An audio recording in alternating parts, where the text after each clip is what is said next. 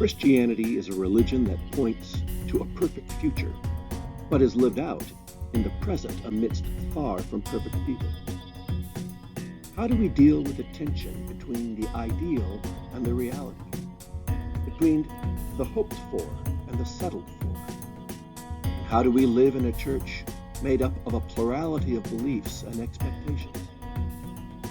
In this journey we call faith, who do we choose to travel with along the road?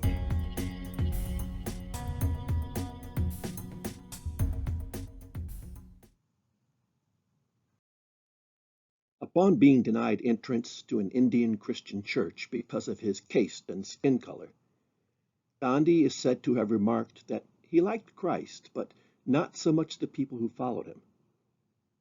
He summed up a perennial problem in religion of reconciling the teachings of a religion with the sometimes incongruent behavior of those who claim to live by those teachings. Jesus taught about the reign of God and how his followers were to embody that reign through love, compassion, service, and sacrifice for others.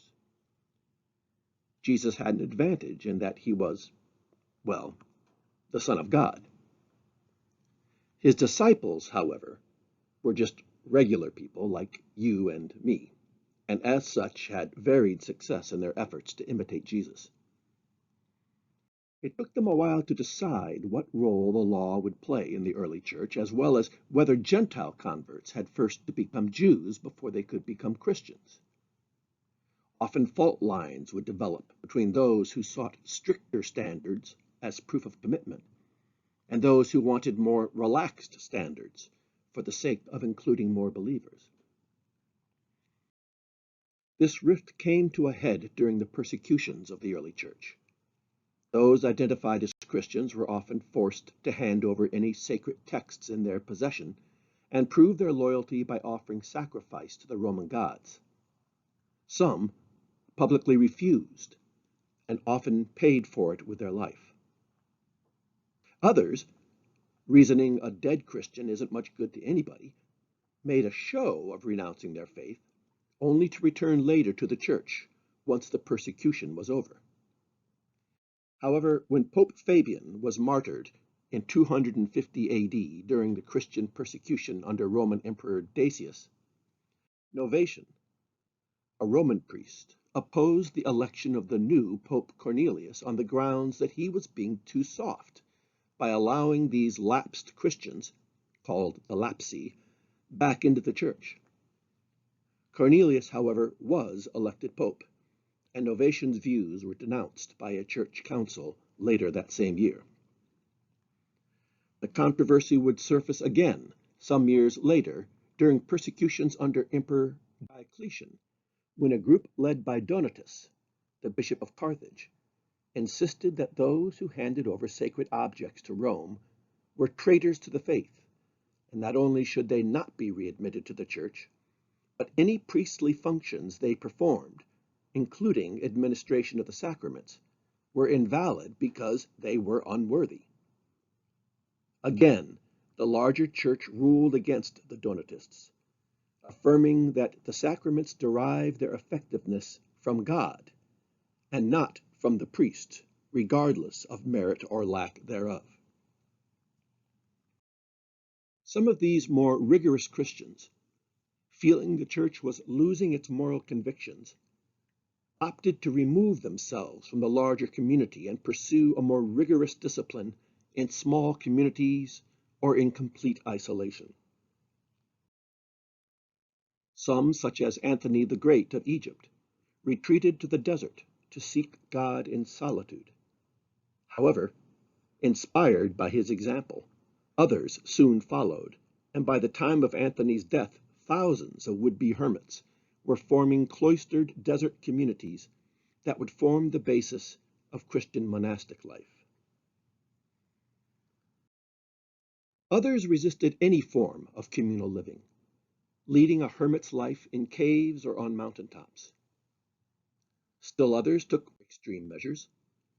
Some, such as Simeon Stylites, the elder, isolated themselves atop pillars, stylos in Greek, and lived out their lives exposed to the elements, relying on gifts of food and water hoisted up to the top. This practice persisted into the 15th century, but has become virtually non-existent today, except in Georgia, where one Orthodox monk continues to live atop a natural rock pillar. Such communal isolation was also by a group of ascetics, both men and women, known as anchorites.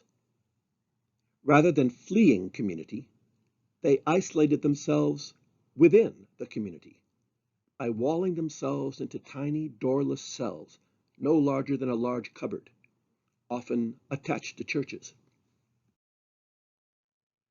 These cells often had 3 windows, one looking into the church in order to view the Mass and receive Holy Communion, one looking out through which they could receive sunlight and interact with those seeking advice or prayers, and one down low through which food and waste could be exchanged. Upon entering their lifelong enclosure, they would be consecrated in a funeral-like rite in which they were declared dead to the world, becoming a sort of living saint.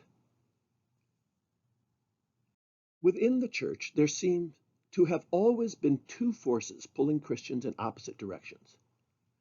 The one drawing us into community, into congregations where we worship, pray, and serve together. The other drawing us apart, into isolation and an inward-focused spirituality. Sometimes we may find ourselves drawn first by one and then by the other as we seek to deepen our personal faith while better serving our communities. However, if history is any predictor of the future, there will always be a place for both as we seek to find our way along the road.